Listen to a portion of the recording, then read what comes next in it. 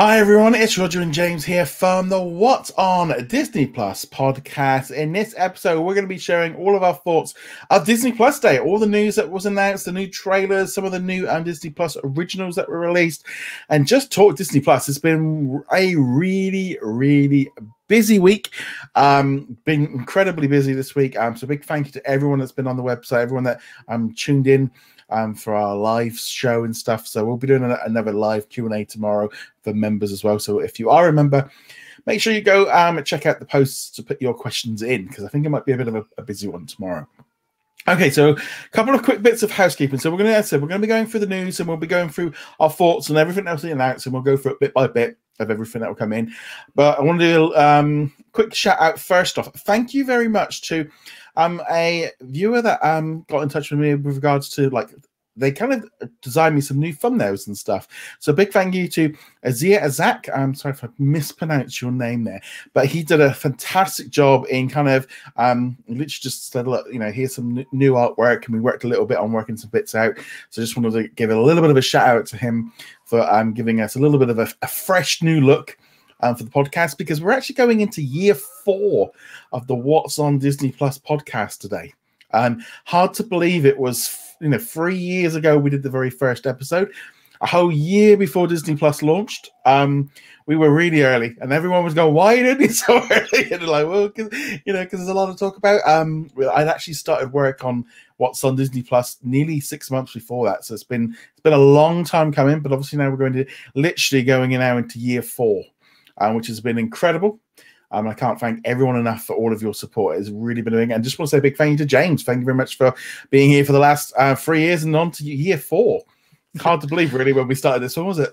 No, it was supposed to be just a little side project. It was. Because before that, we were doing the Diz Kingdom podcast. Yeah. And we did that for what, like a year? Yeah, I did it for a year. Yeah. You'd already been doing it before that. And it was like, oh yeah, maybe we'll just talk about Disney Plus. And now Disney Plus has completely eclipsed the Diz Kingdom site. Yeah, we don't even do the Diz Kingdom one, because it's literally on the lines of all attention on What's on Disney Plus. So yeah, just a big thank you to everyone that's a subscriber. If you view our content, if you're obviously if you're a Patreon and YouTube channel member, if you visit the site, if you're a member of our group, just a huge thank you. I mean, it really has been an absolute incredible, and this week has just been so busy. I think I clocked in yesterday. I did about 16 hours working yesterday. It was a long day. It was a lot of fun. Luckily, Disney did send me a nice big cake to keep me going in the afternoon when the sugar was dropping a bit. Like, oh, the cake, so that was good. But yeah, so again, thank you very much. So speaking of YouTube channel members and patrons, thank you very much for your support.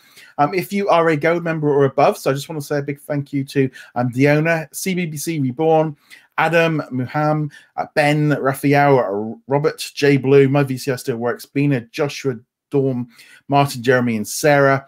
And over on the patrons, a massive big thank you to Sarah. Also got Andrew, Elliot, Jacob, Caleb, Red Marsman, Erigi, Andrew, Cody, Darren, The Juice, Lauren. And yeah, just everyone that's in there. Thank you very much. It really does make a massive amount of difference having all of this. So there we go. So that's all the housekeeping done. So before we get into the nitty-gritty of it all, what did you think so far? What did you think of Disney Plus Day as a whole? How did you get on with it? So divided into two different categories here. First, the announcements, and then the content itself. Obviously, we'll talk about the content in greater depth later. But the quick and dirty version, I was kind of disappointed in the content releases. The new content, to be clear. So like Shang-Chi, Jungle Cruise, not counting those, the stuff that was specifically for yesterday. But the announcements were great. There were so many good things. I mean, not everything was like a huge spectacular announcement, but we got some great trailers. We got some great confirmations. They were dropping trailers up to a week early as well. They weren't technically part of Disney Plus Day, but we had like the Boba Fett trailer and things like that. So overall, in terms of announcements and getting me personally hyped for the stuff coming in 2022 and beyond, it's like, yeah, this is great.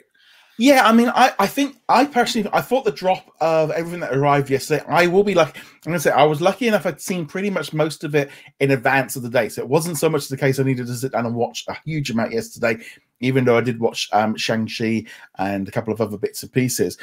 But for me, it was kind of like a couple of different things going on at once. So we obviously had the Disney Plus content, and then we had the announcement side of things, and then we had just a whole buzz, really. I mean, there was a lot of excitement about it. I don't know how much of that went out past our little bubble, but generally it seemed to be a lot of people enjoyed it. There was a little bit of a pushback just after the announcement, and that was about how they were announcing stuff and what they didn't announce. So we're going to get into that a little bit later on. I was going to say, personally, I think the thing is, I mean, when we did our predictions episode, we actually did, now 2 weeks ago.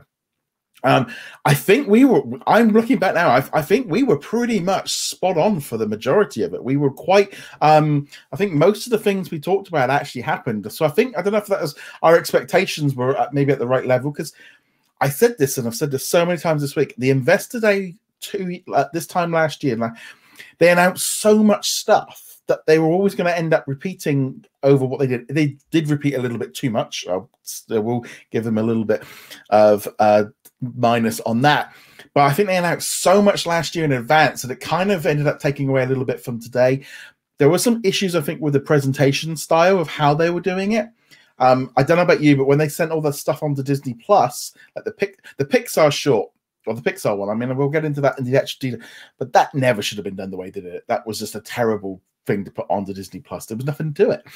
The Marvel one was, I understand why they did it, but we'll get into the whole Marvel thing a little bit later on and talk about the issues. But I did have a pretty lengthy article today talking about whether or not it delivered, and I think that was the problem. There was a lot of people really negatively reacting to what they announced yesterday, because a lot of it was just logos.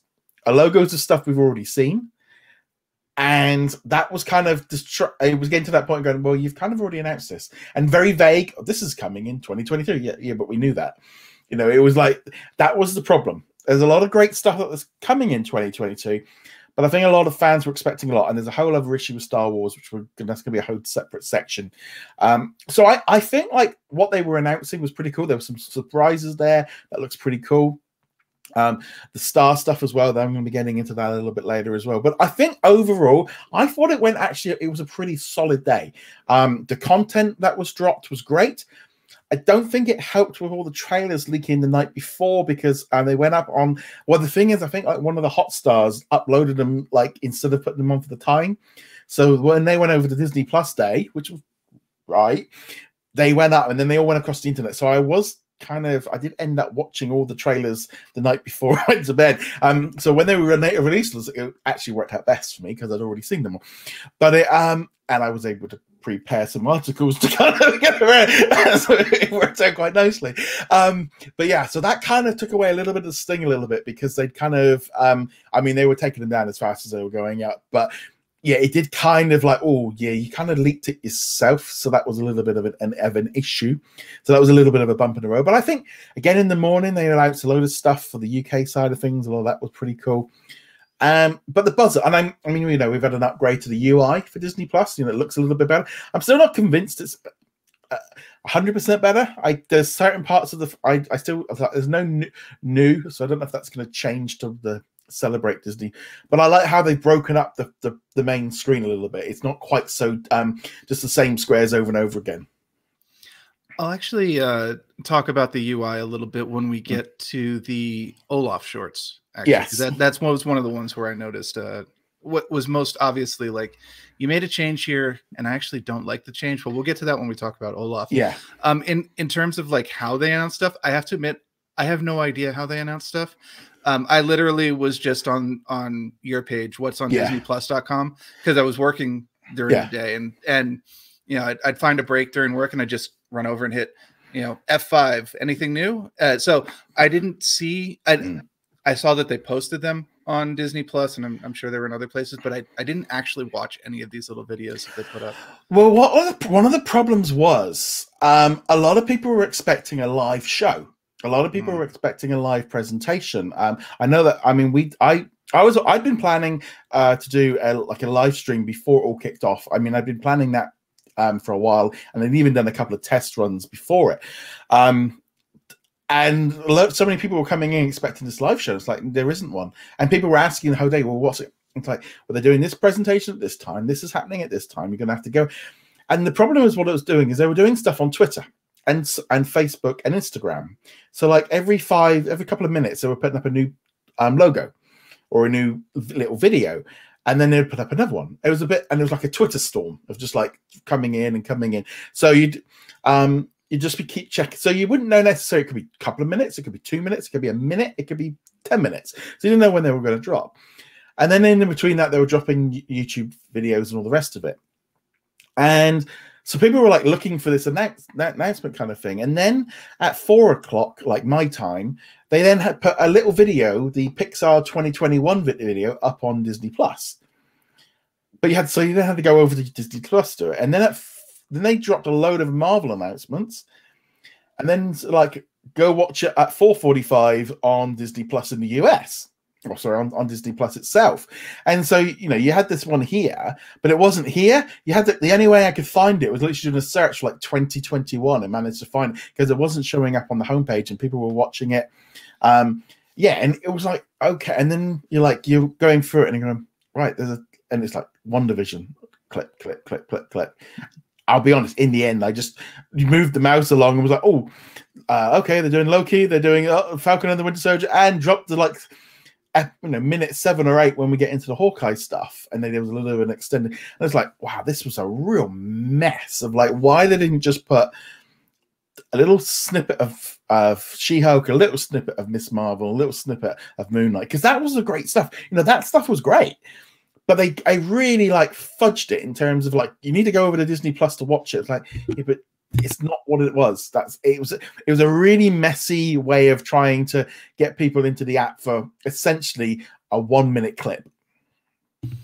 Well, I mean that probably last bit there was the objective: get people into the app. Yeah. And they didn't necessarily want you to be in the app for the minute. They wanted you to be like, oh, I came here to see the Marvel 2021 or 2022 clip, but hey, look, there's Shang-Chi is on here, or Home Sweet Home Alone is on here. Let's try some of these things out.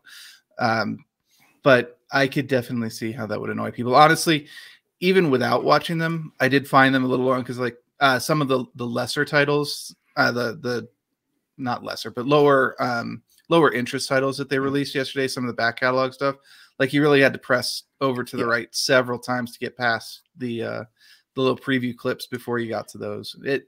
Minor annoyance. They definitely should rethink that. Also the Twitter storm. I mean, it's not the first time they've done a Twitter storm. I think this is the third or fourth time where they've just been like, all right, something every 10 or 15 minutes. And I don't think that's really clicking with a lot of people. Well, I mean, they've done it like on National Streaming Day. They kind of said, look, there'll be an announcement at 11, announcement at 10:30, announcement at 10. So you kind of knew there was something coming. I don't necessarily disagree with the idea of them not doing, or the idea of them doing a live presentation, because I don't think it's the best. I don't necessarily think that's always the best way of presenting stuff, because if you stand somebody there for an hour, 2 hours, 4 hours, like they did last year, and like people can get bored, and people are only waiting. I mean, you saw it on social media. Where's Kenobi? So they're not getting what they want, so they're just like getting angry. So and we've seen it with DC Fandom, we've seen it with Tudum, the Netflix one. We've seen it a lot in video games. You've seen now like with E3 where they've kind of stopped doing the big presentations. They used to have hour-long, 2-hour-long presentations. They've been cutting it back because people are only interested in like one or two things. And while it feels like you're watching an event, it's too much information all at once. And I feel like this. There was too much information given out all at once. And the presentation can have that effect. You can do like a Nintendo Direct where it's a bit shorter and a few more shorter things. But I can't help but feel like with some of this stuff, it would have made much more impact had they just dropped it on its own separate day in an app, and go like, okay, on a random Tuesday, here is the trailer for Ice Age. And it would have had the entire thing to itself. And it had and people could have talked about it, whereas it got lost. And this is the trouble when if they announce 25 things, there might only be a couple of things that resonate, and things get buried, and people go, I don't care.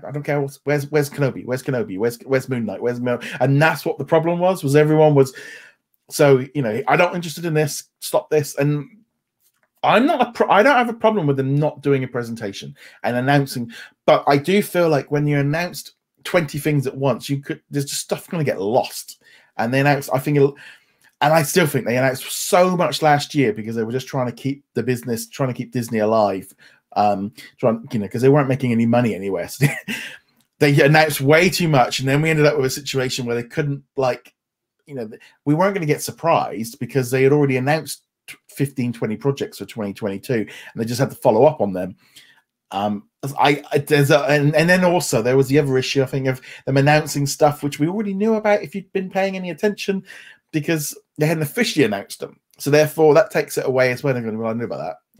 There was literally probably only 3 things in the entire announcements that I didn't know about, which a lot of people were like, well, we didn't find out anything. It's like, well, we did, but if you were expecting a lot of announcements of stuff you didn't know about, the ones in the know knew about it, but the mass majority of people wouldn't have known about them.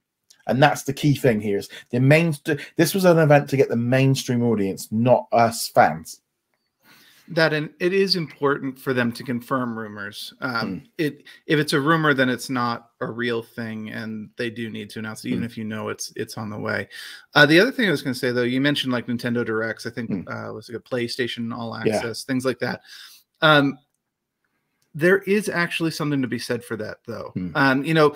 Doing it this way, where you've got an announcement every 20 minutes or so individually, it means that when you're waiting for each individual announcement, you kind of hype them up one at a time. So when it's not something that you want it to be, it's more disappointing.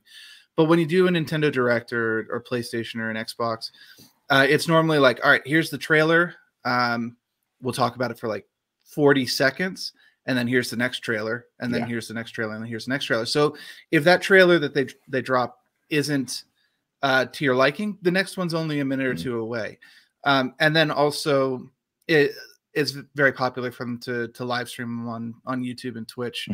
So there's commentary in the chat, and you don't have as much chance to be negative to start building up that where's the Kenobi trailer, because we're on to the next trailer. Let's talk about that one. Let's talk about that one. I mean, I think, I was going to say the only way, my view on that is like, you need to kind of go, right, we're doing a Marvel Direct. So it's only Marvel.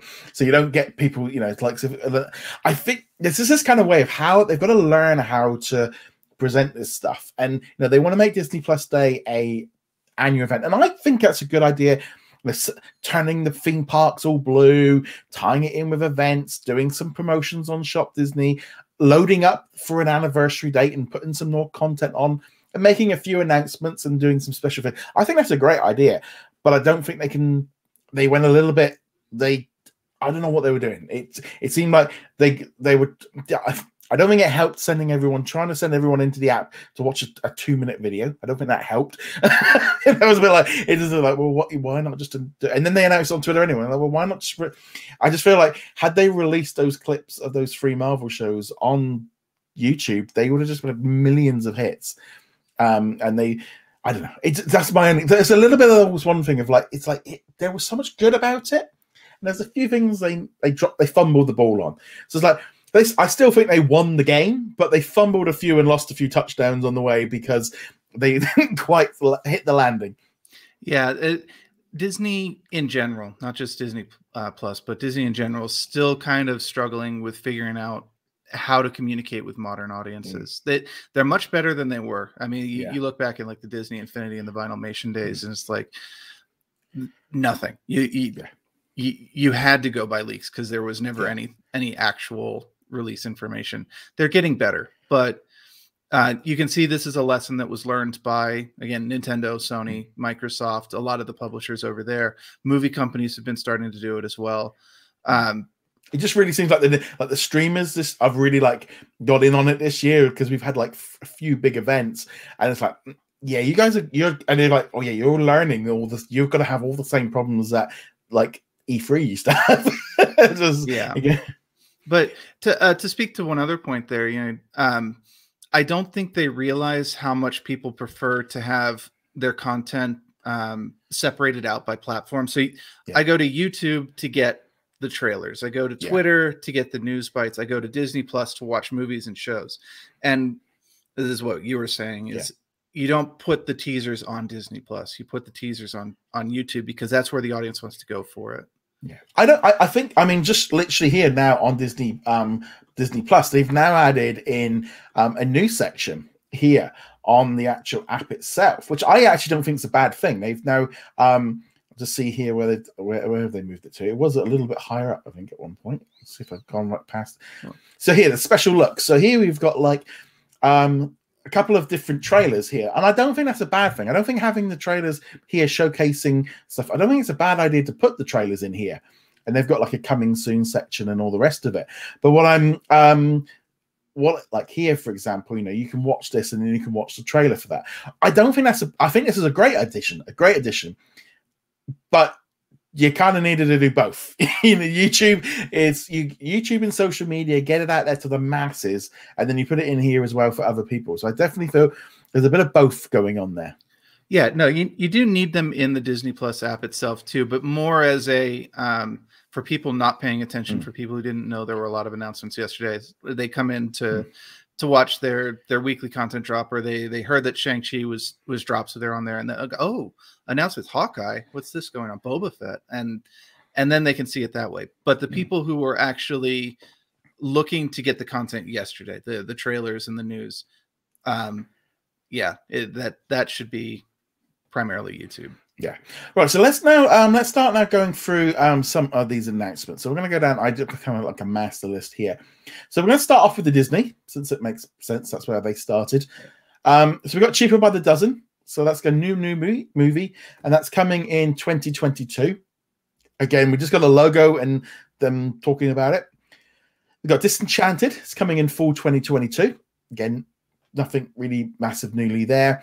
And we had a new poster for Diary of the Wimpy Kid, which comes out in a couple of weeks. A little announcement we weren't expecting was that they're making the Roderick Rules movie. That's going to be it's the second book. So they've already got the sequel already planned, and it's already coming in 2022. So they are really ramping up on these Diary of a Wimpy Kid movies. We've got 2 now coming. And I suspect if they do well, which I think they would do, we're going to see more of them. So that's pretty interesting. It's interesting because it's like, okay, we didn't know about that one, and we've got a sequel before we've even got the first one out. You don't get that very often. No, it suggests they have a lot of confidence in it. I think it's the right thing just right now for that one. Chip 'n Dale Rescue Rangers is coming in spring 22. There's a little video with the 2 people involved. Again, nothing. We didn't see anything. There were. I mean, they say they teased some artwork. It literally was a scrap of paper. We got a new clip of the Beatles Get Back, which is obviously the 3-day event happening over Thanksgiving. Really interesting as well with this Beatles one. I've had quite a lot of emails and messages of older people that I don't think they've quite grasped of like what streaming is, and asking like what time is it on and will it disappear and how do I watch it? Which I think which is good. I think that's great that it's pulling in a different audience, but they're used to television. You know, like, what if will it be available after 3 days? I'm like, wow, I was like, right, this is almost like, it is like one of my aunties or uncles were like, what's this thing I want to watch? But where is it? And they're like, what channel is it on? And it's like, yeah, that's good. But that's what I think is great about the Beatles, because it's pulling in a different audience. Oh, yeah. And I think a lot of people will be very interested to see this one. The clip they released was pretty entertaining. Just the Beatles jamming on I can't remember what song I am looking forward to it. I have been listening to the album quite a bit over the last couple of weeks, because some of the tracks I know well, but it's like I think it just will help with my overall thing if I'm more familiar with the songs. Better Nate Than Ever, which is a new one. It's coming in spring 2022. Again, we knew about this one, but it's officially been revealed. Hocus Pocus 2, we got the first look at the 3 main characters just up because they're filming that right now. See, now I think that's pretty good. Just get the picture out there, show it. You know, they are literally filming it right now, and that's just a simple way of giving us an update, because they can't give us a clip or anything because they're literally filming it right now. But a little sneak peek. I don't think that's a bad thing. And that one was actually done well, because I saw the picture without context. Like it didn't have the logo on it, and I didn't see the headline to it. It was like, why are they releasing a picture of Hocus Pocus? And I thought that it was from the original movie, and then it's like Hocus Pocus 2 cast picture. Oh, they did a good job of recreating these characters. Yeah, no, I think that was good. They also confirmed Pinocchio for fall 2022. We kind of knew that a little bit before because of the investors, Investor Quarterly Investors the other day, which was a whole thing I totally forgot to put on the list. Ice Age is coming in. The Ice Age Adventures of Buck Wild will be coming on January the 28th. So we've got a date for that one. We've got a trailer. What did you think of that one? It looked decent enough. I mean, Simon Pegg is obviously a really good actor. The Ice Age movies never really clicked with me, but it seems like you can kind of jump into this one on its own. So I'll give it a try when it comes out. Yeah, I mean, I like the Ice Age movies. I saw a few of them at the cinema. I like Buck Wild, so I'm quite happy for that one. We've got Sneakerella, a brand new movie coming on February the 18th. I'm surprised it didn't go a little bit earlier for Valentine's Day. But who knows? But the trailer looked okay. It's a Disney Channel movie. It's I'll be honest, it's not for me. But I'm glad we got a trailer and a date. That was good. Yeah, neither of us are. What's the sneakerheads? Decons. Yeah, well, yes, sneakers. I have 2 pairs of sneakers, but I just happen to buy the same brand every single time because it's comfortable. That's pretty much the same for me. But I do acknowledge there is a huge subculture with sneakers. So I'm hoping this does get out to those people and that it scratches the itch. Obviously, this is aiming for a much younger audience. It does seem like a decent take on Cinderella, so I hope they execute it well enough. Yes, and it looks a little bit different.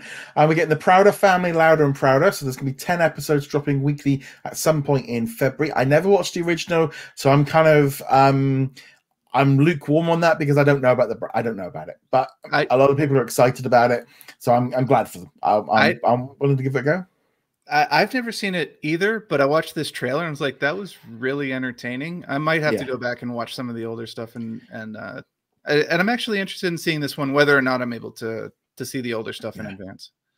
We had a little tease for High School Musical, the musical season 3. Looks like it's going to be Frozen. That'll be the songs for that one.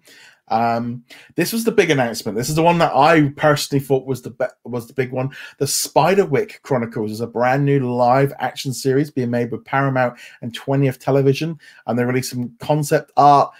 That one looked good. That was the one that I was like, ooh, I didn't know about that one. That looks like a good something fantasy that's not Marvel or Disney.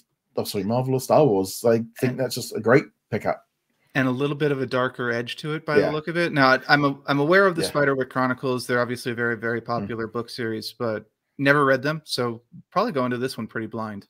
Yeah, I think I have maybe seen the movie, but I don't know if I have or not. Obviously, so I'm going in blind. So that one was the one. Oh yeah, Spiderwick Chronicles highlight for me of some of the stuff that got announced. Baymax, a brand new animated series coming in the summer of 2022. The trailer, just what we was expecting. There wasn't anything there that I wasn't too sure of. No, but I was glad that they did clear up this really is a Baymax series. Yeah. It really is about him actually doing what he was originally designed to do. Yeah. They already have the Big Hero 6 show if you want superheroes. It's a solid series. It's, I believe, entirely up on Disney Plus at this point. Yes. But this is a completely different direction. I'm all for it. Looks good. Yes, no, that one's looking good. We got a bit of some artwork for Zootopia Plus, which is coming in 2020. This is a short series. So, I mean, the trouble is with these kind of things, they could literally be a minute a piece, like Olaf Presents. So it's hard to get, like, well, I don't really know what it is. Tiana is going to be coming in 2023. This is a full series. Some new concept art as well, saying that she's just left. So she's like leaving it. Again, great artwork, but this is the problem of them saying it in 2023. We're in that situation of when we're in say at this time next year and they give us some more images, go, we've heard about this the last 2 years running. So it's a bit of a catch-22, but then if they don't want links to get it out early. It's a little bit of a catch-22 on that one. And it is good to kind of build a little bit of hype up on that one as well, because like Princess and the Frog, they don't really bring that one up all that often. I know Tiana's at the parks as a meet and greet and stuff now, but it's not one of the movies that they bring up too often, and it should. It's a well, good, I mean, solid movie. Splash Mountain's getting a re-theme to it, so that it's all it's got to get a much bigger thing. So I think personally, for me, from the Disney side of things, the Spider-Wick Chronicles was the highlight. I'm glad that we're getting a few movies, because this year's been a bit light on the movie side of things. We're definitely getting a few more next year. Overall, I'm like, okay, Chip 'n Dale Rescue Rangers totally in. Cheaper by the dozen. Well, we'll give it a go, but I'm not expecting a huge amount. Disenchanted sounds cool, but a lot of it's very safe. It's very there's nothing. There wasn't really nothing there which kind of like, here's something different for this. I don't know. It's just, it was a little bit on the Disney side of things. I'm sure there's gonna be a lot more to be honest, because there's a load of movies and stuff that they didn't confirm or anything like that. But I think for the Disney side, that was pretty solid. Anything from the Disney side you want to add on that one? No, I think the Spider-Wick Chronicles was the big one. I'd call out the Baymax trailer again. Yeah. I did enjoy that one. I'm very much looking forward to that series. So those were the two big ones. But obviously the stuff that most people are going to be clamoring for are Marvel and Star Wars. But we have one more pit stop before we get to those ones. Yeah, well, the only thing that did get me with the Disney side is they didn't like reconfirm like Mysterious Benedict Society or Big Shot or Mighty Ducks returning. They didn't do anything like that. They didn't announce like a return of Doogie Kamealoha. You know, they kind of which I would have thought. I mean, some of these other announcements are like, well, there's nothing new here, so they could have got away with it. Yeah, so it's a bit of a tricky one. Yeah, it does seem like the entire purpose, though, was the new stuff. They weren't really too worried about season 2 of this, season 2 of that, season 2 of that. Oh, we had a kerfuffle with Emilio Estevez or things like that. Yeah. Et cetera, et cetera. No, this was entirely new stuff. Sure, we knew most of it, but these are not returning series. These are new series. Yeah, and then let's move now on to Pixar. So this was a little bit different. This is where they sent us over to Disney Plus. They made this big deal of having this big presentation on Disney Plus at 4 o'clock UK time. So we went in and found it, and I think it was 3 minutes. 3 minutes. It was like, really? This is you got 3 minutes. Of which Pete Docker's like taking us around Pixar and doing some really awkward scenes with people. The Cars bit, Cars on the Road, great, a brand new series coming in 2022. I still don't know if I think it's still actually a short series. I think it's a little, because they specifically say that that the Win or Lose is the first long form series, so that makes me think that Cars on the Road might be a bit of a short version. We know now that Larry the Cable Guy and also Owen Wilson are returning to do the voices. I mean, I love Cars, but it was like this concept art is really early. I mean, it's like okay, they were quite a way off that one. And then they also like gave us some concept art of Win or Lose, and said it's like this concept art you released 10 months ago. It's not new. It literally was along the lines of there wasn't anything new on that bit at all. The Win or Lose is coming in 2023. Like, yeah, but you've given us the same image you've already released. And then they said, oh, they're doing 2 documentaries on Turning Red and Lightyear. And again, didn't show us anything of them. Or even confirm, like, oh, these are also coming to Disney Plus. You know, they could. I mean, it would have been great if they'd done like a little bit of a spiel at some point, saying, "Look at the movies that will also be coming." Maybe they didn't want to confuse people but this was like, why did you make this into? This has got less announcements than nearly any of the other brands. Why make a big deal of Pixar having its own little special on Disney Plus? Because it was so like that was and kind of pathetic. It was I was like, we didn't get, I don't know, it just felt such a waste of an opportunity of like, why did you send us all to Disney Plus for that? Because it was pointless. Yeah, I know the Cars is really popular, but if they wanted to hype this up, they needed to put more details, and they needed to let us know what the longer term plans were. I would kind of read between the lines a little bit that if they didn't do an actual feature on Turning Red and Lightyear, that the intention will be to send them to theaters first. Yeah. And I know the movies are going to theaters first, but I think it was, but they didn't even show any like clips of that movie. And I don't know, it just felt like the Pixar special is like, you should have done this for all of them or none of them. It was a bit like, why did Pixar get picked out, have this little cute little video that would have been fine on YouTube? They didn't need to do it on, I don't know, it's just a weird little like presentation way of doing it, of just like get on, no like thing of what's going on of everybody else. I don't know.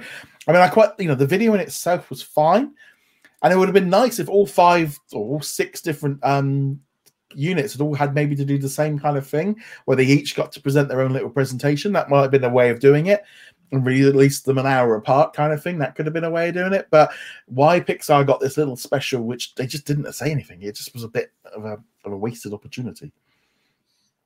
I don't know. Maybe Pixar will get their own event at some point. But yes. Yeah. Right, now, let's now move on to the big boy. The one doing all the heavy lifting. This one is the mule of Disney Plus right now, and that is Marvel. Wow, they definitely, we got a little bit here. So we got a clip of Hawkeye, which looked a little bit odd. I wasn't 100% sure. They did actually have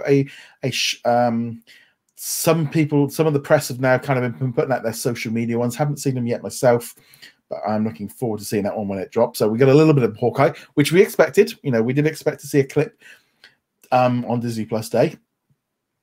Moon Knight coming in 2022, no date. A very, very 20, 30 seconds, not a huge amount. I think it looks fantastic. I've watched it 3 times already. I'm really looking forward to this series. It just looks so different, and that's what I like about it. It looks really different. It should be a much darker show, maybe a little more cerebral. Plus, I mean, Oscar Isaac has been doing some great work. Yeah. He was good in Dune. He's been good in the other movies, but this looks like it's going back almost to his first breakout, which was Ex Machina before Star Wars, and the psychological kind of stuff. So this is, at the moment, other than the stuff that's imminently being released, like Hawkeye, Moon Knight is the Marvel show I'm most looking forward to at the moment. I think for me as well, because I know so little about the character, it's more intriguing. I think that's the thing for me. I've never read a Moon Knight comic book, so I've got no knowledge of this character. So therefore, I'm probably more excited about it because of that. Yeah. A lot of it will depend on how psychological they want to go with it. Because one of the things with Moon Knight is he has kind of a split personality thing going on.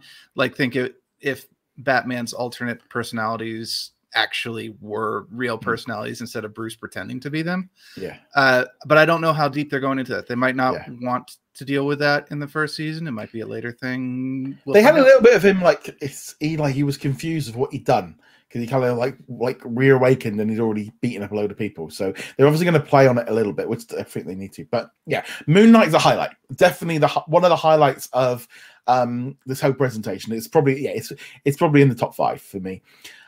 She-Hulk. So we got our first look at She-Hulk, which is going to be coming in 2022. I really like. This is the one I'm actually.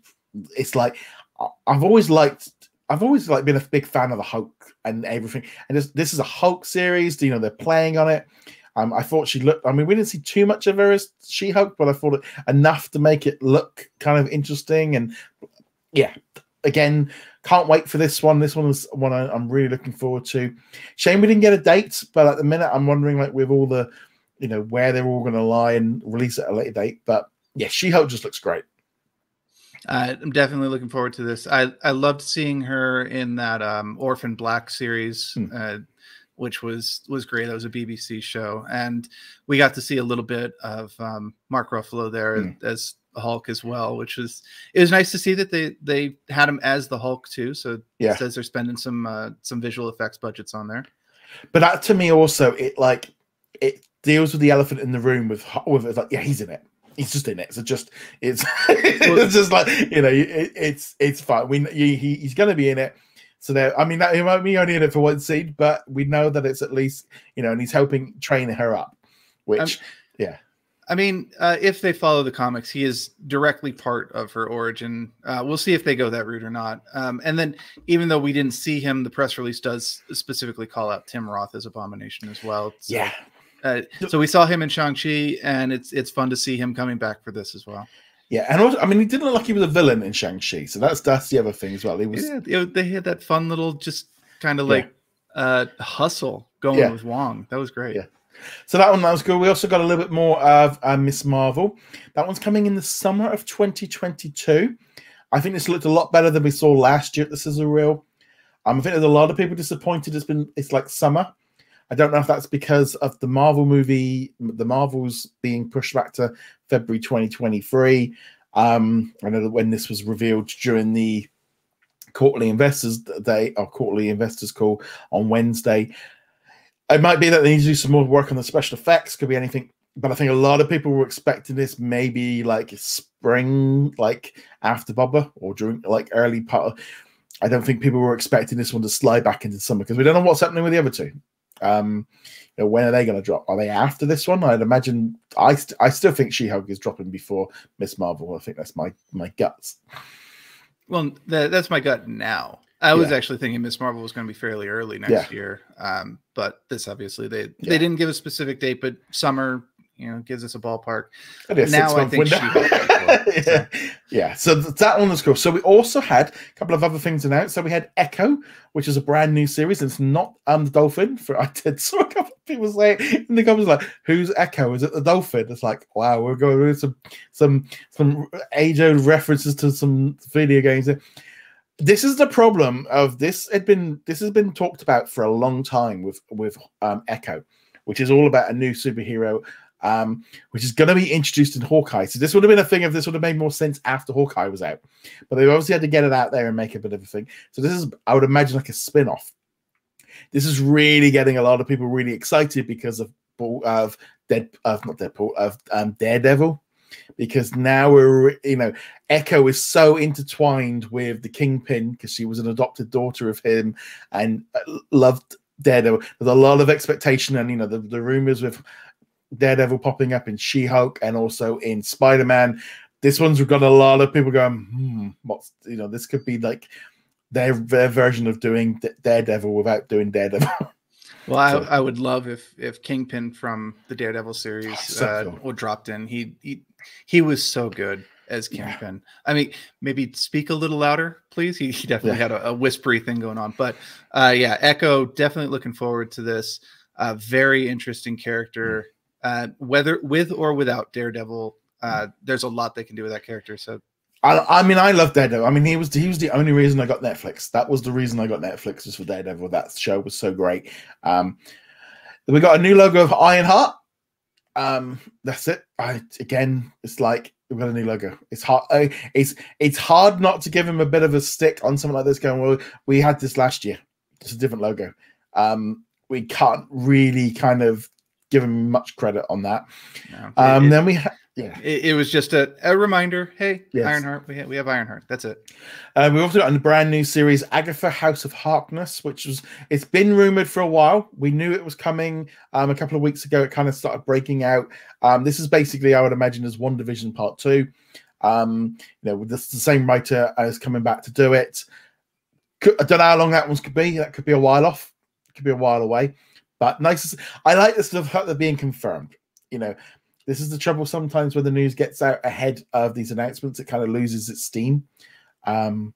Secret Invasion is coming at some point. No date, so I'm guessing it ain't happening in 2022. So that'll be. And we saw 3 seconds of a really old Nick Fury, who might be a Skrull. And we got a new logo. We got a green logo now with a bit of purple for a Skrull. I'm actually not impressed with this logo at all. There's something about the font that they use. It's kind of. Yeah, I think I preferred the red version from last year. But I get what they're going with the Skrull look. Yeah, but either way, and I have said repeatedly, I really did not like the comic version of this, but I also didn't like the comic version of Civil War, and that turned out to be a really good movie. So I will give this one a good shot. Plus, I always love seeing Ben Mendelsohn and Sam Jackson. They're great to watch. I did remember. I remember Secret Invasion brought me back in and brought all the miniseries and stuff, and it all came out. And I like that one. The Guardians of the Galaxy Holiday Special with a logo was like, there's nothing more. We know it's coming. But that was what was, I think, was one of the problems of what was annoying people. Was like, this isn't. You did this last year. and you've not given us a. So it would have been better not to have said anything rather than like, because it's like you haven't said anything to here. It's just, I think that's where they made a little bit of a mistake with that one. Well, this is why I think that maybe going with that Nintendo Direct style might have worked a little bit better for them, because then you can do, all right, here's Secret Invasion, and here's the title card for the Guardians of the Galaxy, and then just move immediately on to the next item. Yeah. Whereas if you're doing it as a Twitter drop every 20, 30 minutes or so, it feels a little disappointing to be, I waited 20 minutes for the next announcement and it was just something. Literally, I mean, the Marvel ones were coming like every 20 seconds. They didn't even give you a chance to. That was the speed they were coming in at. But I think, like, in a vid, like you say, in a presentation, they want to go, oh, and by the way, we're filming this one. We're filming Guardians of the Free right now. There's also going to be a holiday special coming as well. That would have, it's like how they present it, where it gets lost in a logo. And this was the next big one. And I'm going to be honest, this for me was like, ooh, there'd been rumors of it all week, so we kind of had heard of it, and there's been rumors going around for quite a while about it. But X-Men 97 is a continuation of the classic series from the 90s, with the original voice coming back, a lot of the original voice characters coming back. Great. I mean, I love the fact they've got Marvel Studios written above it, which is a bit fun, but this X-Men cartoon for me, I can't quite put over the fact of how important this was for me with Marvel. This was, like, I would say, one of my biggest gateways into being a fan as an adult. I wouldn't say that. I mean, this was, I was like 11, 12 when this series came out. I remember playing the X-Men a video game at the arcade. I put so many 10p's into that machine. It's unbelievable. This is what introduced. This is what I know. This is where I know X-Men from. This is what I didn't know them from the cartoon, from the comic books. This is how they got introduced. Was through this series. The theme song, I could go straight into it right now. You know, it, to me, this is one of the quintessential shows I watched as a child, I would say, you know, as a late teen. This, Batman, Superman, the event of the Spider-Man, those were like such a great era. And this coming back for some more, it's actually just made me now, I need to go back and rewatch the series before this drops, which is all available right now on Disney Plus. Wink, wink. Is it in the proper order now? Have they fixed the? I think there might still be a few issues, but I think they have tried to do it. But yeah, for me, that was one of the highlights of the day. This was a highlight, and it was a big surprise for me. I had not been tracking the rumors at all, so when they announced this, I was like, wait, where did this come from? This is fantastic. I'm in the same boat with you. The X-Men show was my gateway. I saw several episodes of that, and then very shortly after, I went to the comic shop for the first time. I got X-Men number 28 from the 1990 series, and it's been just history ever since then. This, the Spider-Man show, the Batman Adventures, which... credit where it's due, I think is still probably the greatest superhero cartoon that we've had so far. All of that. We had some great 90s cartoons. Also the Tick. I know that was another great one too. So to have them come back and do this again, I'm super psyched. I'm definitely going to watch the cartoon, the 90s cartoon again. They've actually released a couple of comics in the last few years that were also a continuation. I'm assuming that those are not going to be part of this, but if you want them in the traditional media, there is a cartoon series that built on this as well. The thing is, I mean, when this came out, saying it's 97, so that means it ended in 96. So for me, I was 16 years old when this series ended. Now, what I don't think, especially younger people maybe wouldn't understand, was superhero movies sucked back then. We only had Batman, and Batman Returns was like the only like decent superhero movies at that time. We didn't, the concept of a large universe, because this one flipped over with the Spider-Man cartoon as well. You know, this was the nearest thing we had to an MCU at the time, and this was it was so great. And I don't think people, it's so hard to understand what we've got now with comic books compared to what we had back then. We had like Lois and Clark was like, and there was no such thing as a Marvel live action TV series. It doesn't even exist. Other than like the Incredible Hulk, which was, that was something from a lot of a different generation. We just didn't have this stuff. Yeah, and there's the Incredible Hulk. There were even like Captain America movies and stuff, but Don't make the effort to track them down. They weren't good to begin with, and they definitely have not aged well. Yeah, it wasn't really until Blade, actually. A lot of people say X-Men, but Blade came first and really said, oh yeah, you can do a superhero movie live action. But yeah, this brings back a lot of memories. I'm really looking forward to rewatching the X-Men cartoon. We also got season 2 of What If. I mean, we already knew that. I mean, they didn't hide that going into season 1. So it was like, okay, you mentioned it, but you didn't need to. Spider-Man Freshman Year, which is a brand new animated series, which takes place whilst Peter Parker is on his way to becoming the Spider-Man in the MCU. So basically, by the looks of it, and he's in his tracksuit version of Spider-Man as a high school kid. Can never have enough Spider-Man animated series, so why not have a new one set pre-MCU? And whether or not they can get Tom Holland back or do somebody else to do the voice for it. But this is one way of keeping Spider-Man in the MCU, regardless of what happens in No Way Home.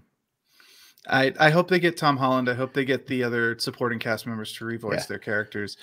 The other thing I hope is that they have a plan for how this is going to work, because if this is supposed to be the prequel to the MCU Spider-Man, there is kind of a hard endpoint, which is the Civil War, obviously. So that if they're going to try and stretch this out into like a 7-season cartoon, it would start to break it a bit. Plus, you'd have to really introduce a lot of villains, and he's not supposed to have been fighting supervillains prior to Civil War.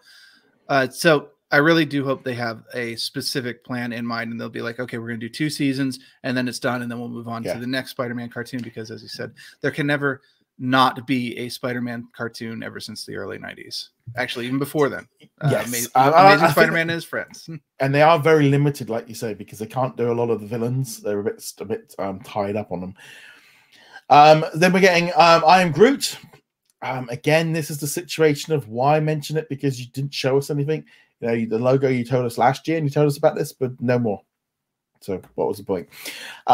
Marvel Zombies. This was like, ooh, because, and I gotta say, that was the best episode of What If. It was my favorite. I loved the zombie episode of What If, and we're getting more of it. So to me, I'm like, this again, a perfect, like, yeah, cool, animated zombies, perfect. Can't wait. That was like, I don't know if this is part of What If. It doesn't. I'm not sure if it is, or if it's just going to be they restart it from another. How they get to the point of becoming zombies. I mean, we can do the whole Walking Dead with this. This is great. If it were me, I would probably do it as a completely different universe, just separate it out from the What If. Because if you do the What If, you either do it as a prequel, in which case we already know who is going to survive up to a certain point, and if you do it after, well, you've only got like 3 heroes left at that point.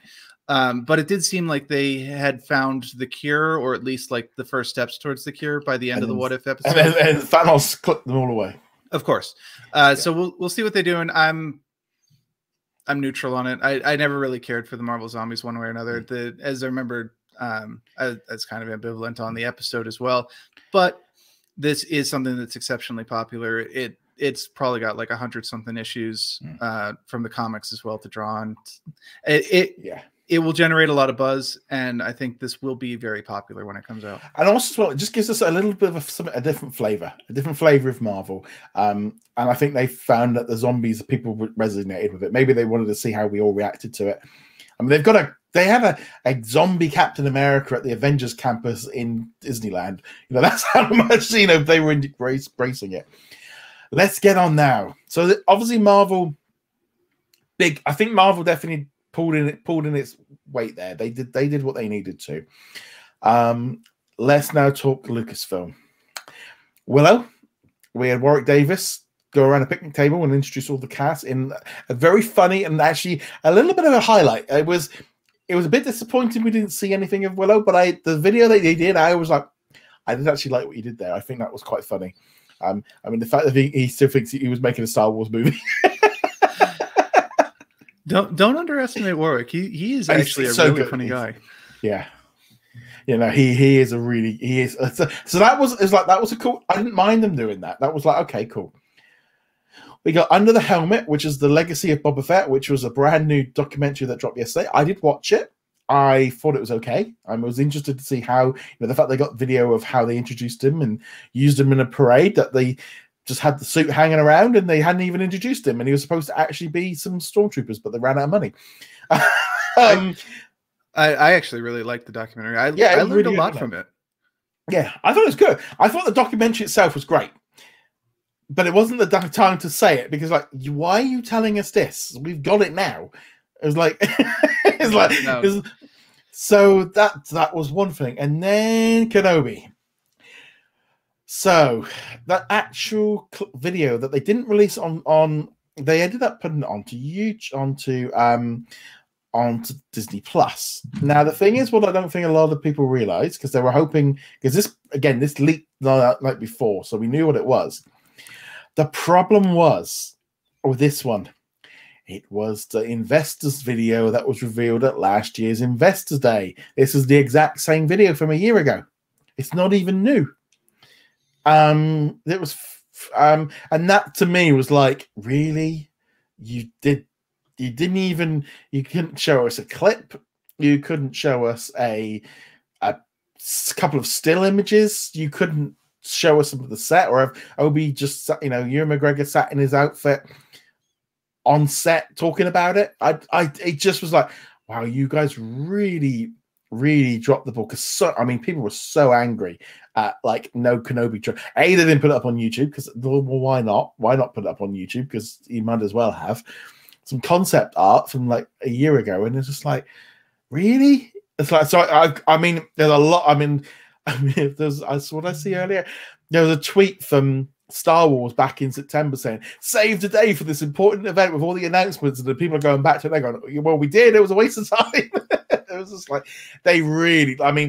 Apparently, also in the logo video at the end, where they showed all the logos they announced during the day, there was Star Wars: The Bad Batch Season 2 and Andor.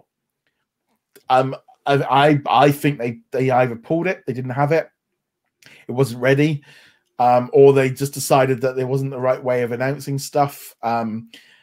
They blew this. The Star Wars. I put a nasty taste on, especially on social media. Just looking at how people reacted to it, it was a disappointment. And this is, you gotta say where it is. This was a disappointment.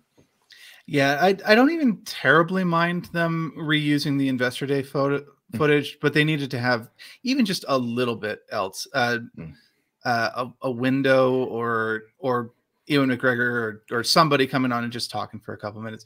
I was honestly, the most disappointing thing was nothing from Andor. I'm really looking forward to the Andor series. We know it's been filmed. We know it's well on its way. They could have shown us something. I'd have to assume they're holding out for Star Wars Celebration or the D23. Well, they're in that's the mini D23. Well, yeah, you got the D23 Destiny, but it's like that would have been a really bad call to drop it there. I think. I know they've got I think the Lucasfilm anniversary is coming up at some point in the next couple of weeks. That might be why. But then just don't say Star Wars is coming. Just they set it up to fail with being so. The only thing they could have done, and they. With the Boba Fett trailer dropping on Monday, the before, which we really did say that was very possible that they would do that. That would have saved the segment, but it would have lost some of the impact of it being dropped that day, because there would have been excitement about Moon Knight and She-Hulk and all the rest of it. But dropping Boba Fett early ended up really hurting this part of the announcement. Well, I think part of that was, you drop the Boba Fett trailer early. It sets the expectation that that there is something else that they don't want it to overshadow in the Star Wars section. An Andor trailer or an announcement for a new movie. I know that Rogue Squadron was also announced to be delayed, but we didn't know that at the time. So a Rogue Squadron trailer or a sizzle reel was something we could have expected along those lines, and then nothing. Just poof. The question is now, has Andor been pushed back to 2023? Because there's no mention of it. Marvel seems to do quite a good job of telling you stuff that you already knew. Again, it's just well, what's going on with that one? We know Mandalorian is going right now with being filmed. I don't know. I think for me that really disappointed was not having the Star Wars side. Yeah, and especially since it already felt like 2021 was a Marvel year. We had so many Marvel shows this year, and obviously we're getting Boba Fett, and then we had Mandalorian at the tail end of last year. But a lot of people this year we've got one episode. Yeah, we got one episode that rolled into this year, and it's just, this is supposed to be one of the pillars. Star Wars is supposed to be one of the big reasons you are subscribed to Disney Plus, and to just not be at Disney Plus Day for all intents and purposes is like, ball dropped. Sure, if they're holding it for D23 or an anniversary event, they could have at least said that too. It's like, we've got lots of Star Wars announcements coming up. They will be at this event over here. Yeah, that was a bit of a fun. I think that was just a bit of a disappointment. Boba Fett looks great. I mean, the trailer looked pretty cool. It feels a little bit different than what we've seen before. It's a bit more grittier and dark. Not quite so like Star. It just looked very interesting. I am really looking forward to that one. But again, I understand this is the advantage of when you release stuff separately, because when it released on its own, it was its own bubble and it had its own hype about it. You drop it here, it'd have lost that buzz. And let's just be honest, it would have done so. But it's like, well, I don't know. It's just a bit of a thing with that one. Okay, let's now talk National Geographic. So we got 3 new trailers for 3 shows we already knew about. Welcome to Earth, which again we only recently saw the trailer for. All 6 parts are dropping on December the 8th. I'm looking forward to this one. Looks great. Will Smith, fun. We've already done the trailer on that one. America the Beautiful, a new 6-part series dropping in 2022. Looks stunning. Looks absolutely stunning. Can't go wrong with that one. And Limitless, which is all about him trying to get the potential of the human body. I think he's pretty much probably there already. 6-part series dropping in 2022. A bit light on National Geographic, but I actually think because they did 3 trailers, it kind of like, actually you did the best out of all of them because you delivered what we wanted. And I think National Geographic is always that kind of situation of the general Disney fan doesn't care about National Geographic, unfortunately. Even though for me, I feel like it's one of the best pillars from the mature side. This stuff would have just not what people, a load of people just ain't interested. It's almost like, I think to a certain number, that's like school. I don't want to go anywhere near it. Well, I'm hoping that getting big names like Will Smith and Chris Hemsworth, and then they've had other big names on there too, will help to draw people in. But it's definitely like, this is the stuff that the science teacher, the biology teacher brings in. I don't know if they do this anymore, but like wheel in the big TV cart. And I don't know if they would do that. I don't think they do that anymore. You have to send 2 of you off to go get it because the TV was way too much and it was bolted. But those were always the best days when the TV was in the classroom, and it was always like it was a big TV at the time. But if you were sitting in the back of the room, you couldn't see anything. That said, the America trailer. Yeah. Honestly, I could probably just watch that on loop because there's no narration in it. There's no voice in it. It's just really, really pretty pictures of animals and natures. I could just put that on loop and just leave it on my second screen. Just like, I'd be and I think I'm good. It looks good. I think National Geographic is always that situation of their stuff.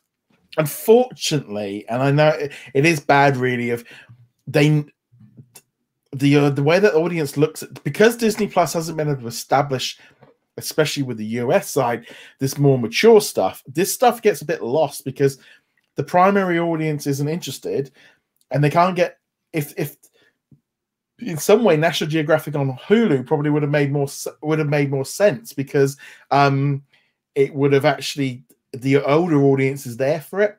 Internationally for us, it doesn't make any difference because of Star.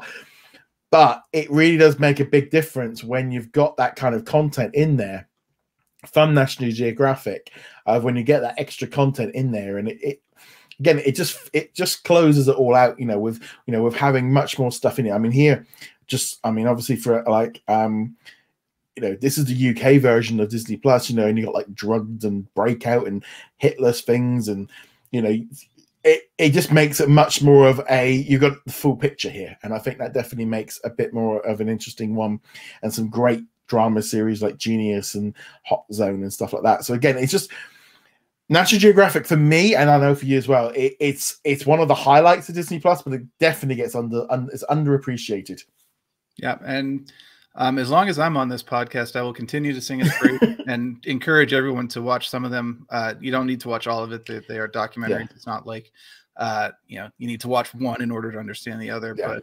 But The Right Stuff, the Kingdom of the Whales, Kingdom of the Wolves, all of those—they're fantastic watches. Yeah, yeah. Same for me. It's always going to be going to get some National Geographic content from us. Right, now let's talk now about some of the star stuff. So we got 4 new movies revealed. Rosaline, which is a twist on Shakespeare, that's going to be coming. So this is going to be coming to Hulu in the United States, Star Plus in Latin America, and for the rest of us on Disney Plus as Star Original. So we're going to be getting, as I said, Rosaline. We're also getting The Princess, which apparently is a little bit like John Wick meets like Enchanted kind of thing. So it's going to be pretty violent. She's more comfortable with a sword than a tiara. Well, and must save her kingdom from the ruthless mercenaries. So that's a bit different. The picture they released for that one was pretty. Yeah, it wasn't graphic or anything, but it was like, okay, they're serious with this one. Yeah, I definitely, I think as well, the fact that it's called The Princess, it looks a bit different. We're also getting Prey, which is a brand new movie coming in summer of 2022, which is part of the Predator franchise. This is set 300 years ago when the Predators first arrived on the planet. So we knew about this one.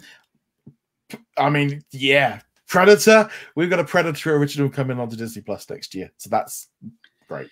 I'm interested in seeing how they work with the Predator, because more often than not, their movies end up being like gun sci-fi fests, and setting it 300 years means you've got guns, but not like modern guns. They're not going in there with assault rifles and bazookas and things. So this might be the most interesting take on Predator I've heard of in a while.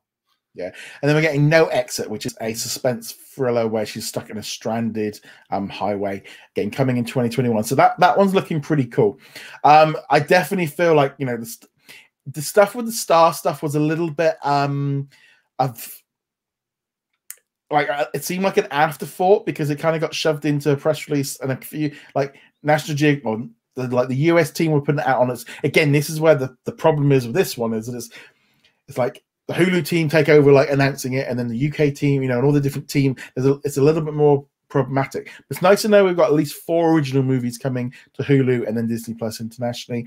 In the morning, we did have it confirmed as well that the Wonder Years is coming to Disney Plus just before Christmas, so we'll be getting that new series.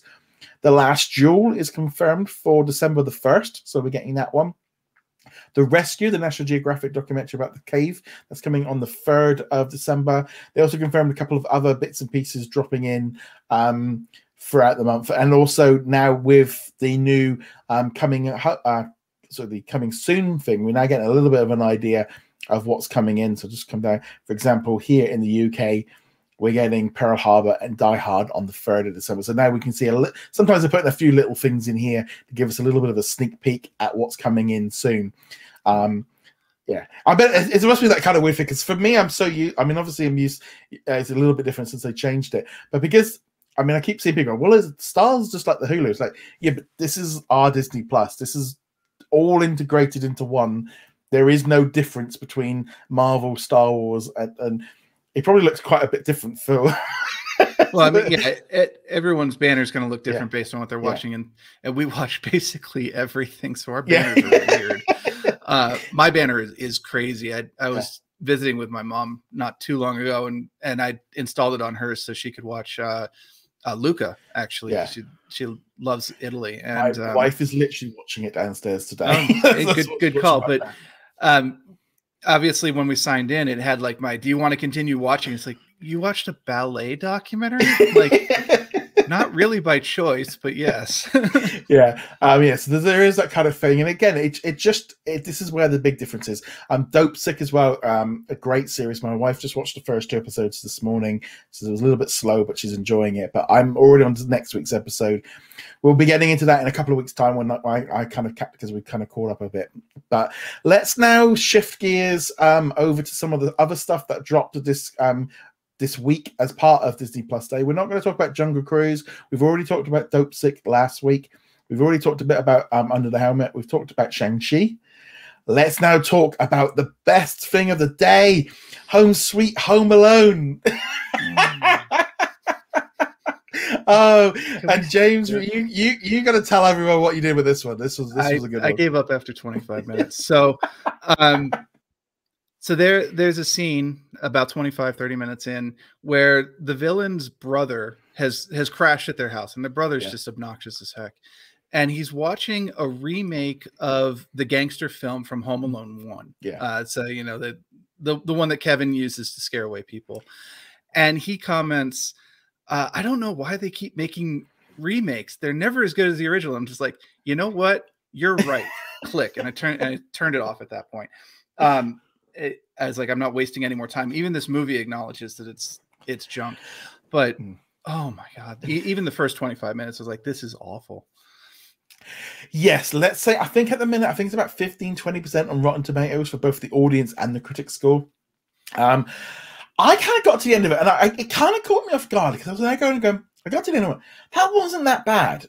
But it was like, is that because my expectations were so low that I was fine with it? And then there's like certain parts of it I liked, and then there's like certain parts of it I just didn't like. And then, at the beginning it was like a rehash. And then about halfway through, it like completely changed to no longer being a rehash. The whole problem for me was like once they made the villains into kind of it's flipped it, because they're just trying to get their doll back that they need to save the house so they all don't get evicted from their house. It's like, I don't feel it's hard to feel not sorry for you guys, because they're all being nice and they don't want to break in and they don't want to break the law, and they don't want to hurt anybody. They've got there's not like a bad bone in them for doing that.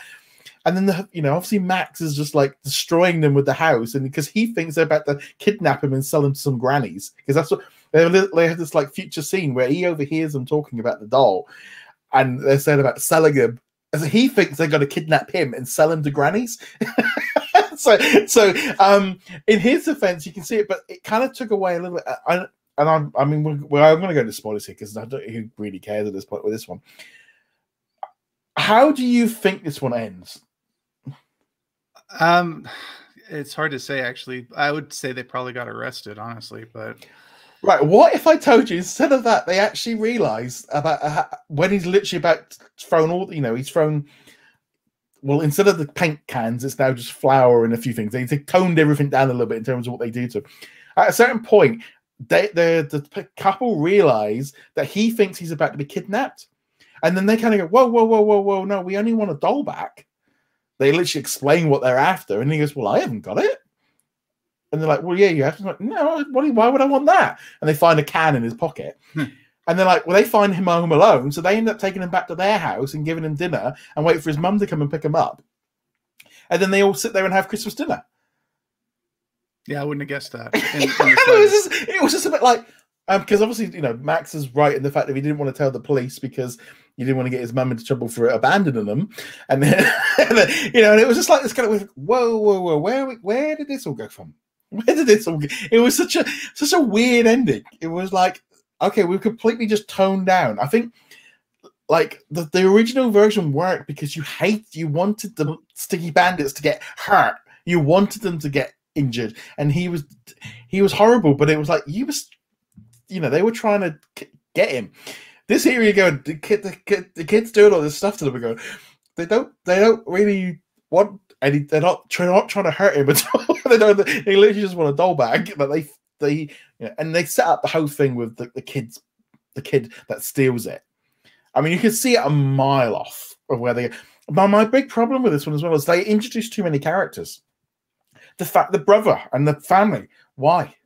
They didn't need them. They didn't need them. They could have literally had the same bit of done if like one of their kids nicked it. They could have done the same story with just like one of their own kids stealing stuff, or if they, you know, like I actually completely confused who the dad was of Max, because there was this whole thing with this guy shouting at them all to get in the car, and he's shouting at them in Japan. It wasn't his dad. That was the uncle. The dad literally was like, he turned up at the end and I'm going, well, who's that? There were so many characters because they were trying to make it so mad and so crazy, but they failed to kind of connect who the dad was. I don't know. Very strange. The whole thing with Buzz as well, with, you know, they added just to add a little bit of connection, they added in the original character. The fact they're putting him here, I mean, he's in it for like 2 minutes. And I did like the fact they made a little bit of a reference to Kevin. You know, because the cop thinks his brother's trying to pull a, you know, the kid being left home alone. He goes, no, I ain't falling for that. He does this every year. You know, I mean, it was like one of those weird things that kind of got to, wow, this is a really like, it's not terrible. It's not terrible. I think families can enjoy it. I think it's a fun little movie, but they didn't need to do it. I mean, you just feel like you could have spent this money on someone else. You could have spent this money developing. So we didn't need a sixth Home Alone movie. And then everyone goes, why was there 3, 4, and 5? No one even knows about them. But yeah, this was such a, and it's a shame really, because I think the actors and stuff, they all did a really good job with it in terms of doing it. I thought Max, I mean, they even joked about him being Harry Potter. I mean, he was so the most English speaking kid in America, you know. Yeah, I was kind of like, why are you even here? Why didn't you just fly directly from England, but to Japan? That is, because that was the destination they were going for. But I think you hit on the real problem a bit ago. You know, everything else in this you can kind of forgive. Yeah, a lot of it is just getting you to the point where they assault the house and he assaults them, basically. But the issue is, this is functionally an action movie. This is no different than Die Hard or John Wick or you know, Terminator, or any of those, just a lot softer. And you need two different elements for that to work. You need to be sympathetic with the hero, the kid, Max, and you have to hate the villains. You have to think that the villains deserve what they're getting. Basically, in this case, getting the snot beaten out of them. Yeah. And this movie misses that completely. Yeah. The kid, I'm sure he gets better, but he is obnoxious as heck right at the beginning. I mean, he's practically bullying the dad in that one scene, you know, where you think he steals the doll. I mean, he's insulting. His mom insults the dad too. The whole like Frankenstein's monster thing going on. Like, I feel bad for this dude. And it's like, so I don't feel sympathetic to the kid. I feel a lot of sympathy to the bad guys. I don't want them to get them beat out. I want them to find the doll so they can keep their house and not have to sell it. And it's like, everything branches out of that. If you don't have that, if you do hate these two people and you are sympathetic to the kid, sure, he's a kid, he's still annoying, but you're sympathetic to him, you can excuse everything else. But that was ultimately the breaking point for him. It was like, it's 25 minutes in, I feel bad for this dude. He's getting just dumped on by his brother, who shows up at 3 o'clock in the morning, just completely randomly kicks him out of his own bed. Like, I don't want to see this guy getting hit in the face with flour or like stepping on toys and Legos and stuff. Like, no, this is not, because you go back to the original, you know, the Sticky Bandits, you love watching them get beat up. You love watching them get a paint can to the face and grabbing onto a hot doorknob. You're like, you guys deserve this. And that's what they missed. That was entirely what they missed here. Yeah, it was I gave it a 3 out of 5 because it was a little bit like, I enjoyed aspects to it, but it's really not. I just watched the original. It's fine what it is. I think the kids will like it, but it just wasn't needed. It just wasn't needed. Let's shift now over to we had a new episode of a new short called The Simpsons in Plusiversary. I thought this was fun, a fun little thing, lots of little gags. What I did find rather funny was I think everybody wants to have Lisa's version of Disney Plus because she's got ESPN and Hulu and FX and ABC all. But she showed her phone and it was like, and like we were even talking about like with the bots going, she's got the best version. Are they trying to tell us something? Like, this is what the best thing of Disney Plus is. So, like, they've got everything in one app. And it was just like, yeah. I thought it was fun. I enjoyed it. I really, it's stupid and fun. I mean, what more can you do? Apparently, the only rule was they couldn't have Mickey Mouse in it. That was like the #1 rule. Well, they kind of did, but that's why Bart's. Yeah, that's why. Yeah, I know. That's why Bart's in there. That would be hilarious if that was a stealth announcement for a merging of all the apps. Like, you come back, they come to Investor Day next year, and it's like, "Yep, we told you in the Simpsons short on Disney Day. You just didn't know it." It was okay. I think the main problem I had was I had a sticking point with a lot of the voices. Especially Goofy. Goofy's voice was weird. But any of the cameo characters that they had, and there were tons of them, any of them that spoke is like, that voice isn't even close to the real one. And I kept getting hung up on that. But it was nice seeing Lisa do her little dance, and it was a 5-minute short.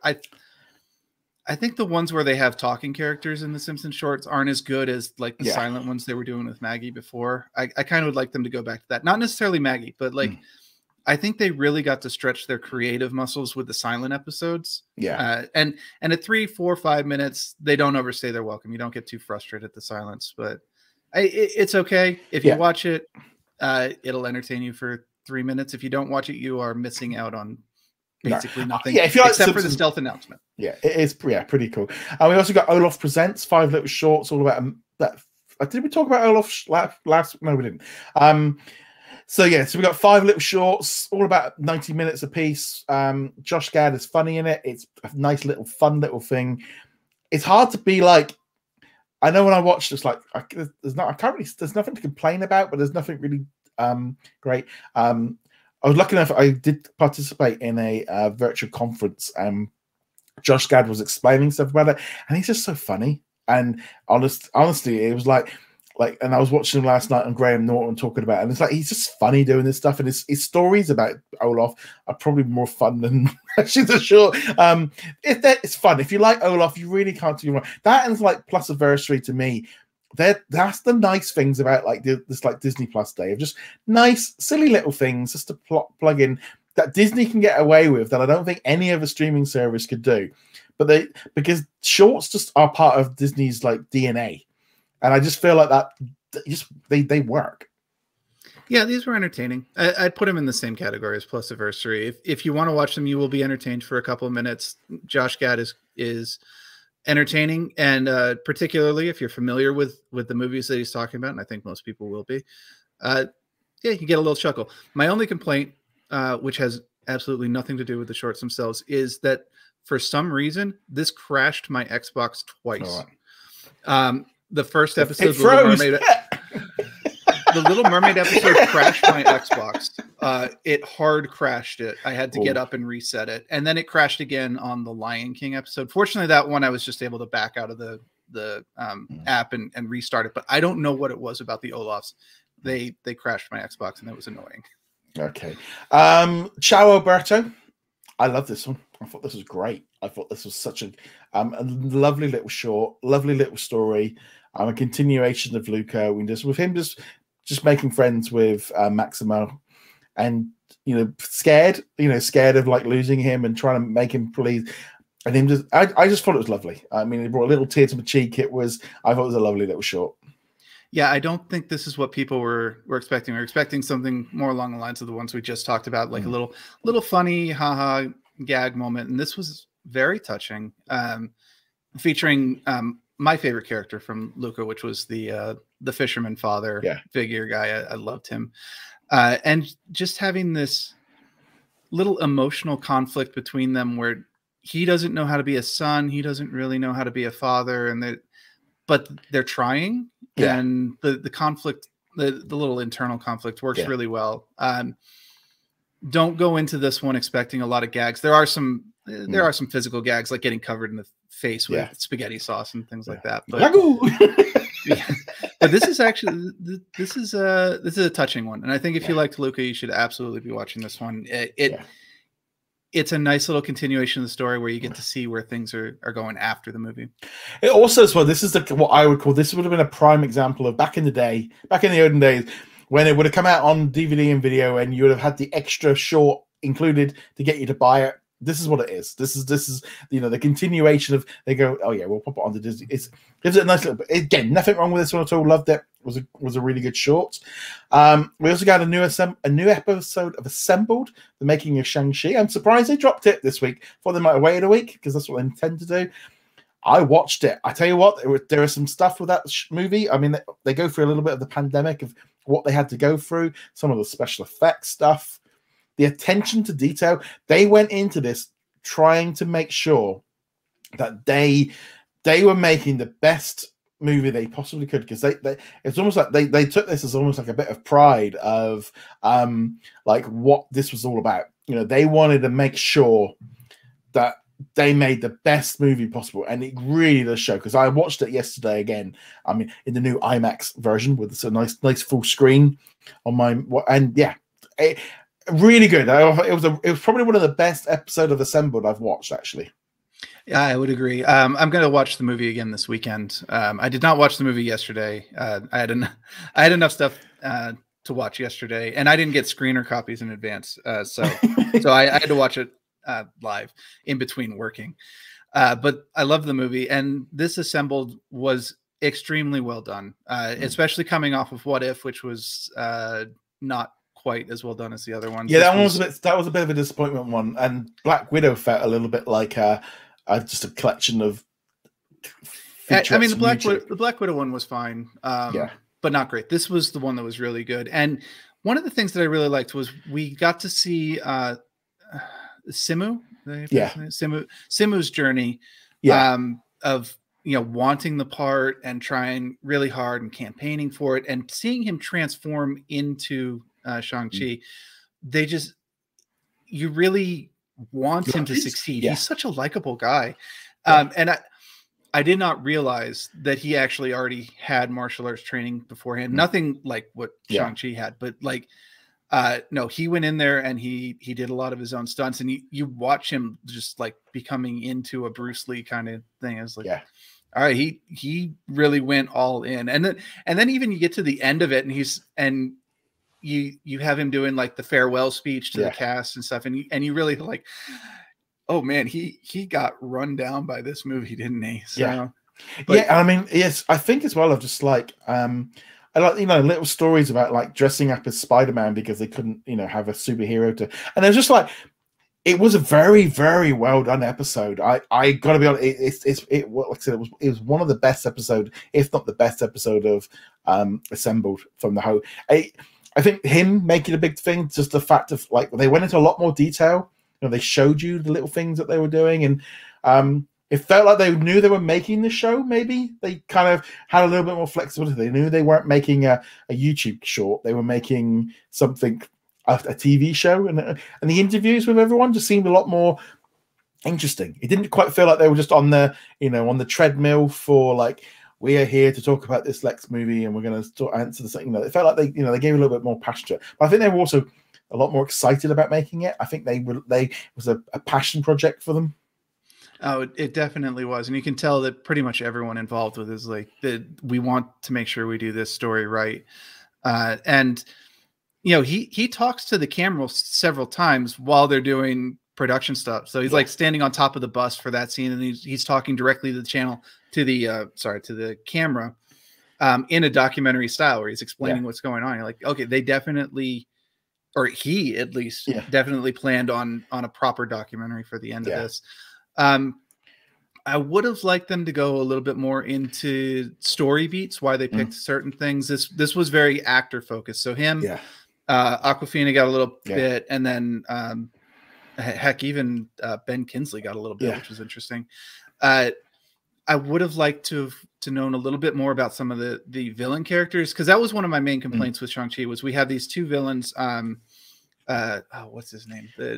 The guy with the knife for a hand, and then then the new character who's got like the kabuki mask and like the big outfit, and we never know anything about either of them. They're just there. They're just grunts, aren't they? There's nothing to them. Yeah, which is unfortunate because they were very visually interesting characters, but we learned nothing about them. Yeah, they were just literally henchmen. So I gotta admit, I didn't watch the episode of the behind the scenes of Love Letter to Los Angeles. I might get around to it at some point. I probably maybe won't. I didn't watch Legends either with Hawkeye because I don't really feel like I need to, because I've never really been a huge kind of thing like that. I'm just trying to think. We've already, as I said, we've already talked about Dope Sick. We've already talked about the movies and stuff. So I think overall, and obviously we knew this was going to be a bit of a bumper episode. We knew this was coming into it. But I overall, I mean, I thought the drops on Disney Plus Day, I mean, it was great. I mean, you know, you had all those World According to Jeff Goldblum episodes as well dropping in. I thought it was a solid day. I mean, there was a few extra little things like Enchanted, which I know a lot of people were really excited for. I know a lot of people were excited, expecting a lot more in terms of. But I mean, this was like one of the biggest drops we've had since Disney Plus launched. And I felt it was quite you had a nice mix. You had a mix of stuff. I mean, but to me, Jungle Cruise and Shang-Chi is a big. I mean, those are two big movies. That's I just feel like right there. Yeah. I mean, yeah. I met up with my mum and dad this morning to take the dogs for the walk. And they watched Jungle Cruise last night. They're going to watch. I think they're planning on watching Shang-Chi tonight. You know, yeah, they were. They were ready for Jungle Cruise, but Dad's been bugging me about it the whole time. But yeah, so it's just nice to have all this content. I suspect, you know, things might quieten down for a couple of weeks, but this is prime season now. Where, you know, we're going into the holidays season when, you know, we've got Beatles, we've got Hawkeye, lots of things coming up. We've got great stuff looking forward to. So there we go. So that is our Disney Plus Day rundown. I think that's everything. I'm just going to have a look, see if we've got anything. I'll just mention, we talked about it earlier, but the Under the Helmet Boba Fett documentary was better than I was expecting it to be. I was expecting it to be a Marvel Legends kind of thing where just a quick recap of this is where Boba Fett is at, so you're ready to go in December. But it was actually a legit documentary. I learned quite a bit from it. I do recommend it for Star Wars fans. Oh, it was a lot longer than I thought, and it was a much more of a doc. And I also liked how they went into the Clone Wars a little bit as well, and kind of the new version, and like with the kid, and just it was a really, I really enjoyed that one. Again, it was kind of funny because they were talking about it with the idea that they all had this toy sent to them, and you had this toy because when I was a kid, my dad brought secondhand this massive, like 2 boxes of Star Wars figures from the newspaper. So inside this box, I had the Falcon, the X-Wing TIE Fighter, the Hoth base. I had, I bet if they were all new, probably a couple of grand. I mean, some of the stuff here, you know, the Rancor. I mean, I've still got the Rancor down here. You know, I had all of this stuff. So I had Slave One and I had Boba Fett. I mean, I must have had like 100 figures. This is probably at the time. The kid probably sold them all for like 50 pence each because they just weren't playing with them anymore, kind of thing. And so I had this massive collection of Star Wars. So I never brought another Star Wars toy when I was a kid because I got such a amount. I never needed to. So I remember having the Slave One with Boba Fett, and you made it up because you didn't know who he was. So you kind of turned him into this own like badass character, and he had his own ship, and he was a big villain. But I think that's what, you know, so interesting about this character is he's obviously behind the mask, but we all, I think, made up our own character. I think, and I do wonder, like, is this Boba Fett series going to undo like what we think of him? It'll be interesting because you definitely have the people who've only seen the movies and have nothing else. So all you know about Boba Fett is what you see in Empire Strikes Back and Return of the Jedi. You've got people like me who are reading the books of the old extended universe. It's no longer canon. Boba Fett obviously appears a lot in that series. He has a kid, and he's a very important character in a lot of the books, which none of that counts anymore. So I've got to eliminate that from my what to expect. But I'm really looking forward to the Boba Fett series. I hope that they do it justice, and check out this documentary. Don't overlook it. Don't think it's a Marvel Legends style thing. That this was worth watching. Yeah, so definitely worth checking out. So there we go. So that is again this episode and a wrap. So we'll be back next week with another episode. I think what we talk about next week. It's a little bit like, I think they loaded up for Disney Plus Day. I don't think there's even any originals next week, is there? This is kind of the week where you get the brooms out and you sweep up all the confetti, and kind kind of grumble about how all the party goers didn't clean up after themselves, that kind of thing. Light week. Yeah, I think it can be a bit. I think for us, we might have a bit more in the UK. But again, thank you very much for everyone for joining us. We'll be back as of next week. Go check us out over at whatsondisneyplus.com. Again, a huge thank you to everyone that has supports us on Patreon and YouTube channel members. Thank you for listening to us over the last 3 years, and we'll be heading into our next year. So on that note, guys, thank you very much. See you guys soon. Later.